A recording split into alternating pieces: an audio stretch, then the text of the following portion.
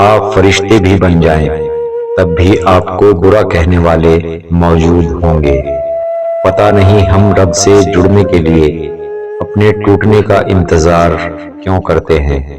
کسی کے جذبات کو اتنی چوٹ نہ پہنچاؤ کہ آپ کا خیال جب بھی اسے آئے تو اسے تکلیف ہو۔ مسکرانا سیکھنا پڑتا ہے، رونا تو لوگ سکھا دیتے ہیں۔ جب اللہ پاک کو آپ کی زندگی میں اچھا موڑ دینا ہوتا ہے تو برے لوگوں کی حقیقت آپ کے سامنے لے آتا ہے۔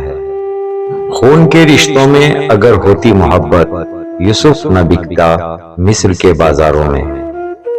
انسان چہرہ تو صاف رکھتا ہے جس پر لوگوں کی نظر ہوتی ہے، دل کو صاف نہیں رکھتا جس پر اللہ کی نظر ہوتی ہے۔ حق بات کہنے سے مت ڈرو، کیونکہ نہ کوئی تمہیں موت دے سکتا ہے اور نہ ہی کوئی تمہارا رزق کم کر سکتا ہے۔ مشکل تو یہ ہے کہ ہمیں پیٹھ پیچھے بولنے والا با اخلاق اور منہ پر بولنے والا بدتمیز لگتا ہے۔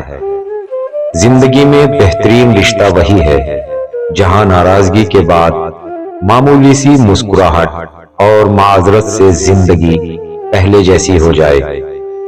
جو لوگ دوسروں کو اپنی دعاؤں میں شامل کرتے ہیں، خوشیاں سب سے پہلے ان کے دروازوں پر دستک دیتی ہیں۔ وقت نے ایک ہی بات سکھائی ہے، تعلق رشتہ ناتا تب تک زندہ ہے جب تک آپ دوسروں کے معیار اور توقعات پر پورا اترتے ہیں۔ اللہ اگر مانگنے پر دیتا ہے تو غرور کرنے پر چھین بھی لیتا ہے۔